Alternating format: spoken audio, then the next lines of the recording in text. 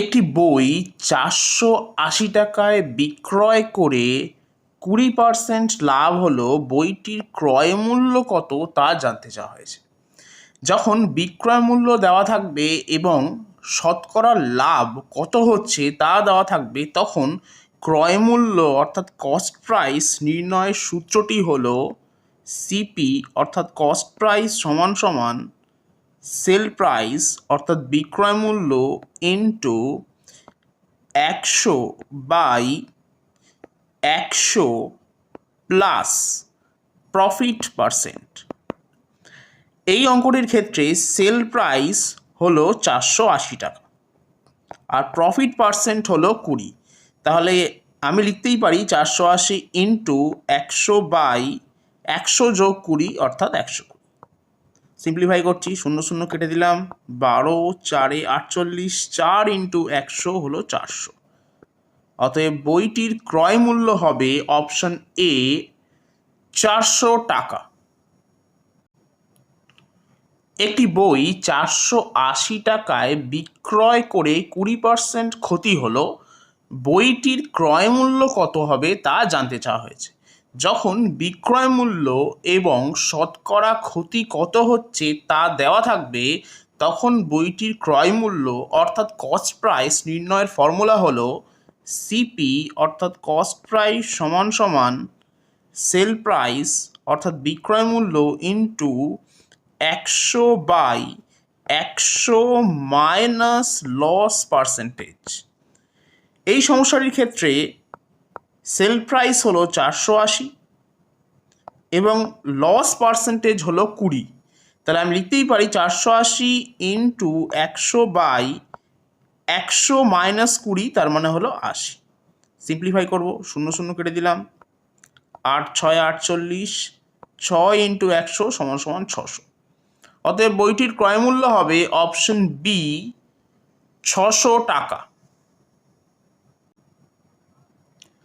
ক্রয় মূল্য ও বিক্রয় মূল্যের অনুপাত 10:11 হলে লাভের শতকরা হার কত হবে তা জানতে চাওয়া হয়েছে। এই জাতীয় সমস্যার সমাধান আমরা একটি ট্রিক ইউজ করে খুবই কম সময়ে করতে পারি।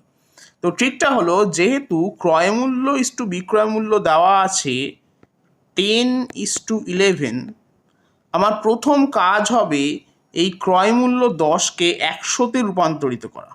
এখন 10কে আমরা জানি 10 দিয়ে গুণ করলে হবে 100।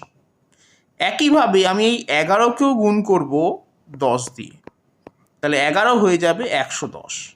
অর্থাৎ এখন আমি বলতেই পারি যে যদি কস্ট প্রাইস অর্থাৎ ক্রয় মূল্য যদি 100 হয়, তাহলে বিক্রয় মূল্য হচ্ছে 110। তার মানে আমার প্রফিট হচ্ছে অর্থাৎ 100 টাকার উপর প্রফিট হচ্ছে 10 টাকা। তার মানেই আমার লাভের হার হবে 10%। অতএব সঠিক উত্তর হবে অপশন এ 10%।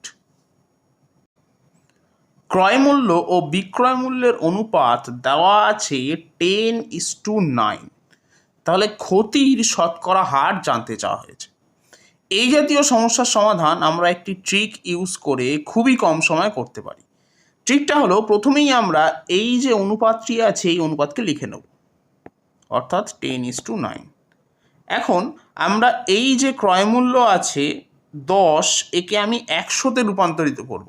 এখন 10কে 100-তে রূপান্তরিত করতে হলে আমাকে গুণ করতে হবে 10 দিয়ে। একইভাবে আমরা এই 9 অর্থাৎ বিক্রয় মূল্যকেও গুণ করব 10 দিয়ে, তাহলে আমি পাচ্ছি 90। তাহলে আমি এখন বলতেই পারি যে যদি আমার ক্রয় মূল্য অর্থাৎ কস্ট প্রাইস যদি 100 হয়, তবে বিক্রয় মূল্য বা সেল প্রাইস হবে 90 টাকা।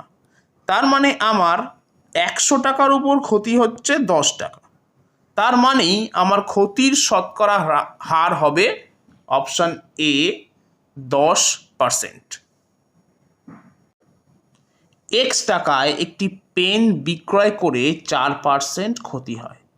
তার মানে পেনটির ক্রয় মূল্য হবে x into 100 divided by 100 minus 4 অর্থাৎ 96 টাকা। তাহলে এটা হচ্ছে পেনের কস্ট প্রাইস।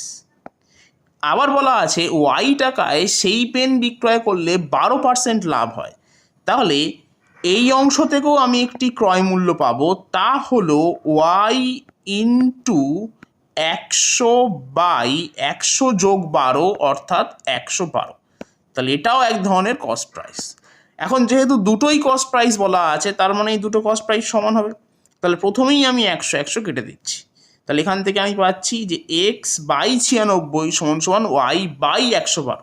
তার মানে x/y = 96/112। কাটাকুটি করছি, প্রথমে 2 দিয়ে কাটছি, পাবো 48। 2 দিয়ে কাটলে পাবো 2 × 5 = 10, 2 × 6 = 12। এখন 8 দিয়ে কাটছি, 8 × 6 = 48, 8 × 7 = 56। অতএব সঠিক উত্তর হবে অপশন বি, 6:7।